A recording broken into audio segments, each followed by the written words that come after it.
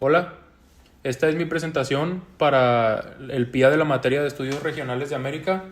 En este audio voy a explicar de qué trataron cada una de las evidencias que se abordaron durante el semestre. Primero, en la evidencia sobre la guerra mundial, conté cómo Estados Unidos terminó metiéndose en la guerra después del ataque japonés a Pearl Harbor. También expliqué el famoso telegrama Zimmermann, donde Alemania quería convencer a México de aliarse con ellos.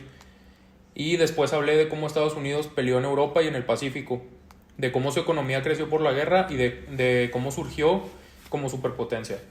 También mencioné que América Latina no peleó directamente, pero sí apoyó de distintas formas y que Brasil incluso envió tropas a Italia.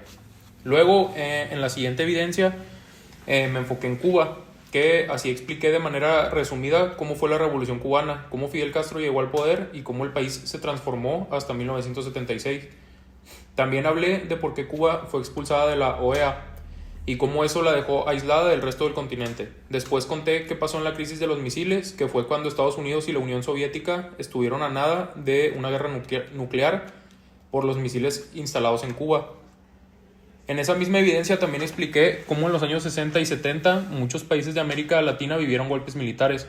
Los militares tomaban el poder, quitaban a los gobiernos civiles y establecían regímenes autoritarios. También hablé de la Guerra de las Malvinas, que empezó cuando la dictadura argentina invadió las islas para levantar apoyo interno, pero terminó perdiendo y eso aceleró la caída del régimen. Y por último de esta evidencia expliqué el golpe de Estado contra Salvador Allende en Chile en 1973 y cómo después vino una dictadura muy represiva como miles de víctimas. Finalmente, en las lecturas de la tercera evidencia, hablé del neoliberalismo y del consenso de Washington. Ahí expliqué cómo muchos países aplicaron políticas de apertura comercial, privatizaciones y recortes al gasto público, lo cual estableció algunas economías, pero también aumentó la desigualdad y la dependencia externa. Luego revisé el Telecan y el Temec, explicando cómo cambiaron la economía mexicana, haciéndola más exportadora, pero también más dependiente de Estados Unidos. Otra lectura fue sobre el riesgo político en América Latina para 2025, donde se mencionan problemas como la desigualdad, la polarización, la desconfianza en las instituciones y los cambios bruscos de gobierno. También analicé el caso de Venezuela y Nicaragua, donde los gobiernos empezaron siendo populares, pero poco a poco fueron concentrando el poder hasta volverse autoritarios.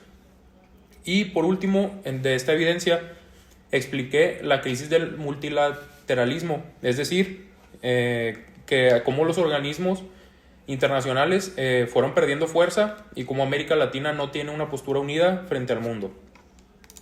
Y en la cuarta evidencia expliqué cómo uno de los temas fueron las guerras de independencia y el nacimiento de los estados-nación americanos, que los imperios europeos, influenciados por la Ilustración, la independencia de Estados Unidos en 1776 y la Revolución Francesa en 1789 y la crisis de las monarquías europeas por las guerras napoleónicas.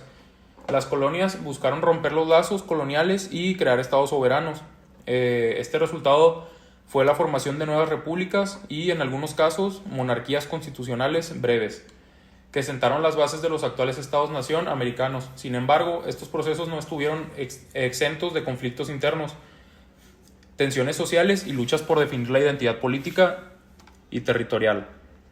Otro tema que abordé en esta última evidencia fue la historia de América Latina, la era del imperio, que entre finales del siglo XIX y comienzos del siglo XX, América Latina se integró más profundamente a la economía mundial, dominada por Europa y así cada vez más por Estados Unidos, que esta etapa se caracteriza por el imperialismo económico y cultural, más que por una ocupación militar directa, aunque también hubo intervenciones puntuales. Y como resumen de esta evidencia, las potencias industriales buscaban materias primas baratas, como lo pueden ser el café, el azúcar, la carne, minerales, el caucho, y mercados para sus manufacturas. A cambio, América Latina recibió inversiones extranjeras, ferrocarriles, puertos y bancos, pero también quedó dependiente de capitales y tecnología externa.